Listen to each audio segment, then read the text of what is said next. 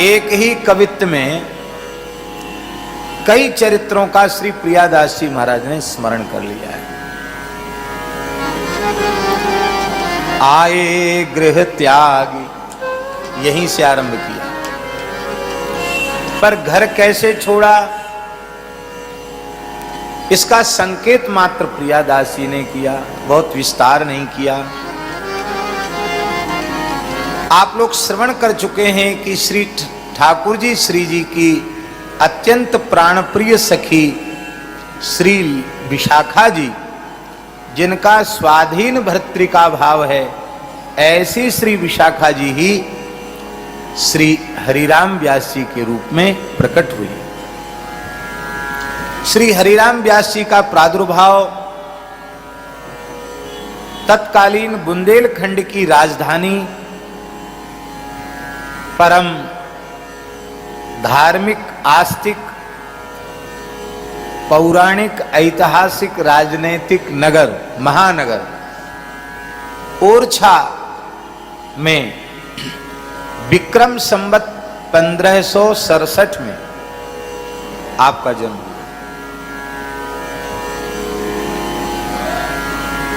विक्रम संवत 1567 में आपका मार्गशीर्ष कृष्ण पक्ष की पंचमी तिथि को जन्म हुआ। अगहन बदी पंचमी को आपका प्रादुर्भाव हुआ। आपके पिताजी का नाम पंडित श्री सुमोखन जी शुक्ल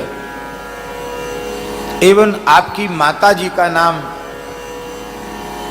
श्री पद्मावती देवी था, और कोई ऐसा भी कहते हैं कि उनका नाम देविका माता था।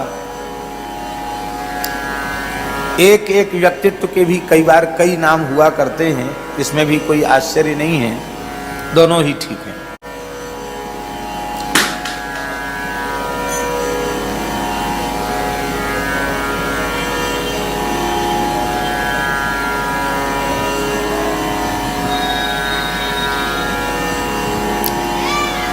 श्री हरिराम व्यास जी का जिस वंश में जन्म हुआ था, उस वंश पर सरस्वती और लक्ष्मी दोनों की एक साथ कृपा थी। प्रायः ऐसा होता है कि सरस्वती का अनुग्रह जिस विप्र वंश पर होता है, लक्ष्मी जी थोड़ा मान कर जाती हैं, रूस जाती हैं।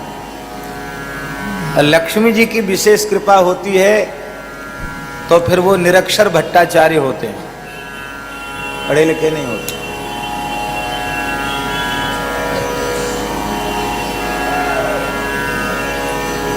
सूरदास जी का एक पद है, ऊधो कर्मन की गति न्यारी, मूर्ख अनपढ़ राज करत हैं, पंडित फिरत भिखारी। सूरदास जी ने लिखा है। अनपढ़ मूर्ख महाराज राजाधिराज बने बैठे, और कई बार ऐसा भी देखने को मिलेगा, कई कई विषयों के आचार्य अच्छे पंडित, उनको एक समय भरपेट भोजन भी नहीं, ऐसा भी देखने को मिल जाए। पर आपका वंश ऐसा था जिस पर लक्ष्मी और सरस्वती की कृपा युगपत थी, एक साथ थी। ऐसे कई वंश हुए। पंडित मित्र महर्षि ओरछा के राज पंडित थे, जिनके द्वारा लिखा हुआ ग्रंथ वीर मित्रोदय भारत सरकार ने उसे छपाया है, और वीर मित्रोदय ग्रंथ संग्राह्य ग्रंथ है। महाराजा वीर सिंहजू देव महाराज मधुकर शाह के पुत्र,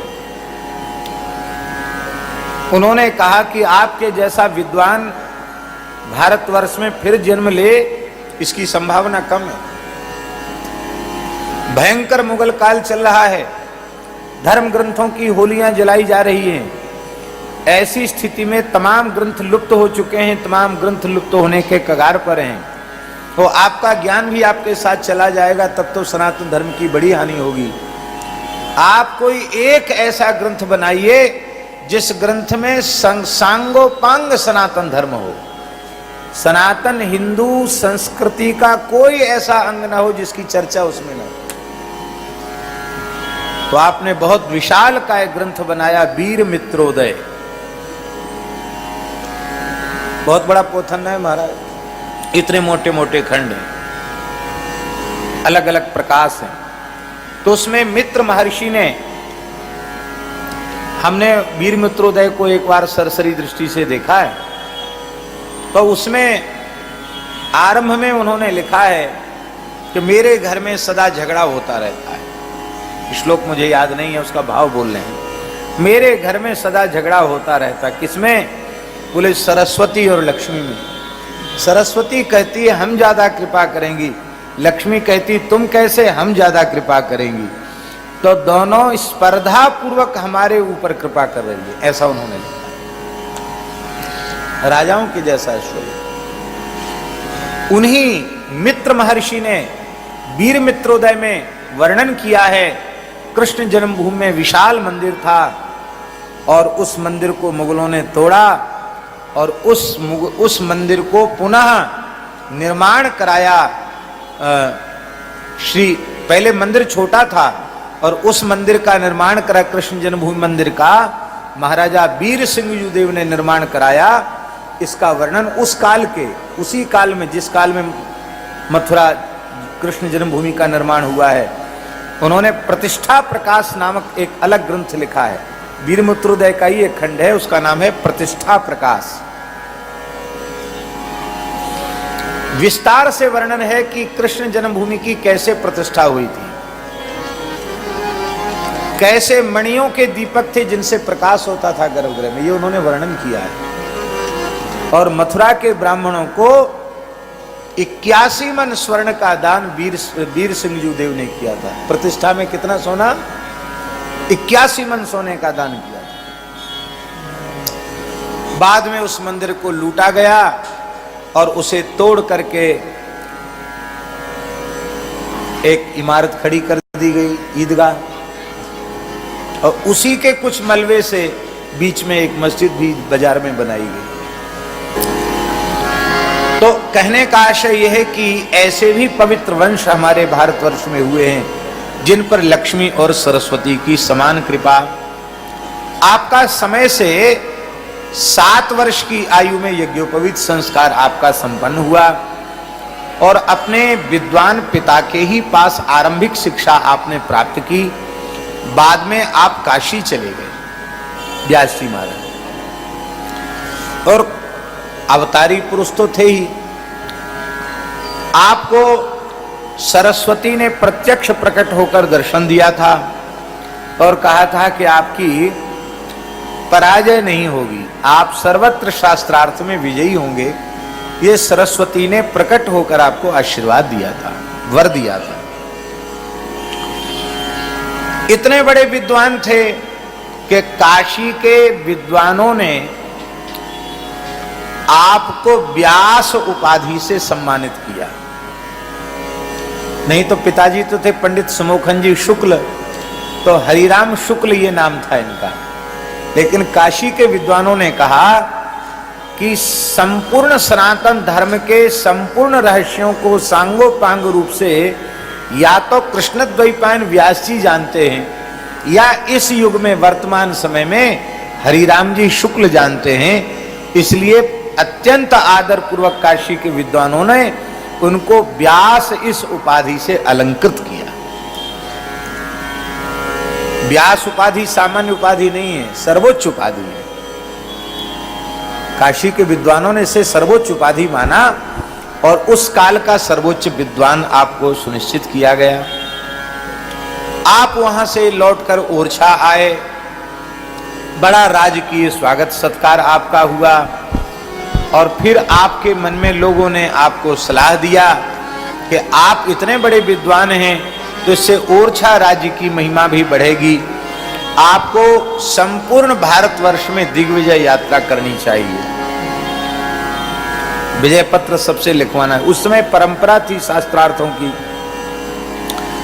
लेकिन ये शास्त्रार्थ करने तो आए नहीं थे, ये तो वृंदावन में रसधारा बहाने के लिए आए थे।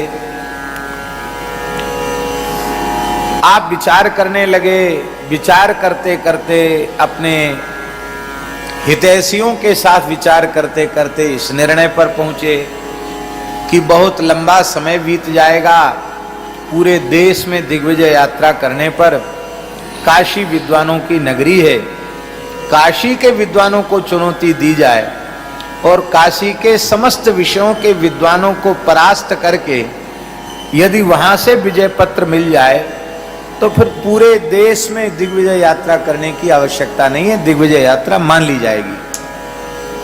और ऐसा था भी, काशी में विजय हो गई, सर्वत्र विजय हो गई। आप काशी पधारे। हमारे धर्म संघ वाले गुरु जी कहते थे, बड़ा धोता बड़ा पोथा पंडिता पगड़ा बड़ा। वो कहते थे कि पुराने पंडितों का ज्ञान तो होता ही था, उनका तामझाम इतना बड़ा होता था कि सामने वाला उनका तामझाम देख के ही, जिसको कहते हैं ना होपलेस हो जाना है, तामझाम देख के, वो तामझाम देख के वो आधा तो हतोत्साहित हतप्रभ हो जाता था। तामझाम देख के बड़ा धोता बड़ा पोथा पंडिता पगड़ा बड़ा। महाराज ओरछा नरेश ने पालकी भेजी, पालकी में बैठ करके आप पधारे और हाथी घोड़ा बैलगाड़ियों में ग्रंथ, इसलिए ग्रंथ के शास्त्रार्थ होगा तो कहेंगे किस ग्रंथ में लिखा है, पंडित लोग श्लोक बना लेते हैं। काशी में आपकी शोभा यात्रा निकली और इस स्वरूप को देख करके काशी में हड़कंप मच गया कि अपनी छात्रावस्था में ही ये सर्वोच्च सम्मान प्राप्त करके गए और वस्तुतः इनकी कोटि का कोई पंडित नहीं है, अब क्या होगा। तो कहीं काशी की नाक न कट जाए, नाक को ही तो काशी कहते हैं। सप्तपुरी में विग्रह में काशी भगवान के नासिका के स्थान पर विराजमान है। नासांच वाराणसी, वाराणसी की पराजय माने भगवान की नाक कटना है, नाक कटना ठीक नहीं है। विश्वनाथ जी का अर्चन किया, विश्वनाथ जी की शरण में गए। विश्वनाथ जी ने स्वप्न में समाधान किया, ध्यान में समाधान किया। बोले आप लोगों की पूजा हमने स्वीकार कर ली है, आप लोग निश्चिंत हो जाएं। भगवान शिव का आदेश हो गया, ब्राह्मण तो प्रसन्न हो गए। और दूसरे ही दिन भगवान विश्वनाथ एक वयोवृद्ध संत के रूप में सायं काल के समय श्री हरिराम व्यास जी के निकट आए। संस्कार तो थे ही जन्मजात,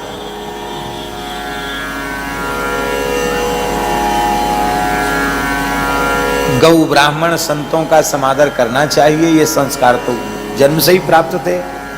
एक वयोवृद्ध संत आए हैं, इनको देख करके व्यास जी ने चरणों में अत्यंत श्रद्धा पूर्वक प्रणाम किया। आओ आओ भगवान।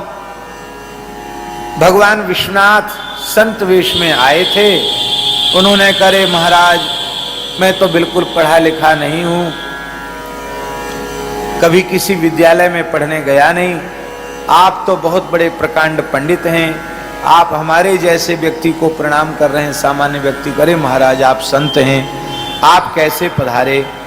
बोले हमने सुना आप बहुत बड़े विद्वान हो, आप सबके प्रश्नों का उत्तर दे देते हो, हम तो एक जिज्ञासा लेकर आपके पास आए हैं, आप कृपा करके हमारी उस जिज्ञासा का समाधान कर दें। व्यास जी ने कहा अवश्य भगवान बताइए, पूछिए क्या जिज्ञासा है आपकी। तो संत वेशधारी शिव जी ने कहा विद्या का महत्व क्या है, विद्या का फल क्या है। व्यास जी ने उत्तर दिया विवेक की प्राप्ति। विद्या का स्वरूप क्या है, महत्व क्या है, फल क्या है, बोले विवेक की प्राप्ति। शिव जी ने पूछा विवेक का स्वरूप क्या है, विवेक कहते किसको हैं। व्यास जी बोले सत असत का। श्री ठाकुर गोरीलाल जी महाराज की जय। सत असत का विवेक हो जाना, यह सत है यह असत है, इसका बुद्धि में ठीक से निर्णय हो जाना और असत का परित्याग करके सत में स्थित हो जाना, असत से निवृत्त होकर सत स्वरूप में अवस्थित हो जाना, यही विवेक का स्वरूप है। शिव जी ने फिर पूछ लिया, बोले भगवान सत क्या है और असत क्या है? सत किसको कहते हैं, सत किसको कहते हैं? व्यास जी ने कहा भगवान सत्य स्वरूप हैं, उनका नाम रूप लीला सब सत्य है, और भगवद अतिरिक्त यह नाशवान प्रकृति सब असत्य है। भगवान के अतिरिक्त जो कुछ है सब मिथ्या है, असत्य है, परिवर्तनशील है। सत हरि भजन जगत सब सपना। तो शिवजी ने कहा कि तो फिर आपने विद्या पढ़कर विवेक की प्राप्ति कर ली, आपको सत असत का ज्ञान हो गया, क्या आपने असत को त्याग कर सत को स्वीकार कर लिया है? और यदि नहीं है तो आपका ये प्रकांड पांडित्य व्यर्थ है। शिवजी बोले कि अब तक तो हमारे मन में ग्लानि होती थी कि हम तो बिना पढ़े लिखे रह गए, खाली राम राम करते रहते हैं, लेकिन अब पता चला आप इतने बड़े पंडित होकर के भी और आपको विवेक नहीं मिला, सत असत की परिभाषा जानकर भी असत को त्याग नहीं सके, सत को ग्रहण नहीं कर सके, तो इससे अच्छे तो हम बिना पढ़े लिखे ठीक है, कम से कम राम राम तो करते हैं। शास्त्रार्थ में ब्राह्मणों को अपमानित करना, और आप जानते हैं कि ब्राह्मणों का अपमान उनका वध है, तो जितने ब्राह्मणों का अपमान होगा उतनी ब्रह्महत्या का पाप लगेगा। तो ये प्रतिष्ठा सूकरी विष्ठा का अर्जन करने आए हैं, आप भजन करने आए हैं, सावधान हो जाइए। एकांत में यह संवाद था। व्यास जी को पहचानने में देर न लगी, यह कोई सामान्य संत नहीं है, मेरे ऊपर अतिशय अनुग्रह करने के लिए ही पधारे। व्यास जी ने तत्काल चरण पकड़ लिए, रोने लगे, भगवान आप अनुग्रह करें, आप कौन है, अपना परिचय प्रदान करें। जैसे ही प्रार्थना की, साक्षात भूत भावन विश्वनाथ प्रकट हो। बोलो काशी विश्वनाथ भगवान की।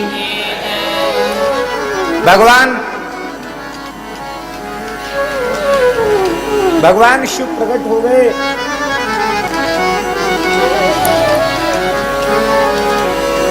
भगवान शिव प्रकट हो गए और व्यास जी को हृदय से लगाकर कहा, तुम अधीर न हो, मैं तो केवल ये स्मरण दिलाने आया हूं, तुम सामान्य नहीं हो, तुम तो साक्षात युगल की निरंतर प्राणपन से सेवा करने वाली, लाड़ लड़ाने वाली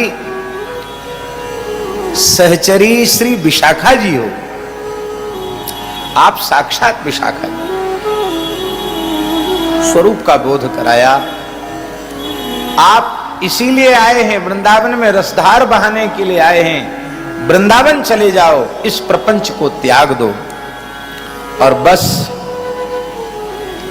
इतना प्राप्त करते ही आप वहां से फिर ठाट वाट से नहीं आए, सामान्य प्रकार से ही ओरछा लौट आए।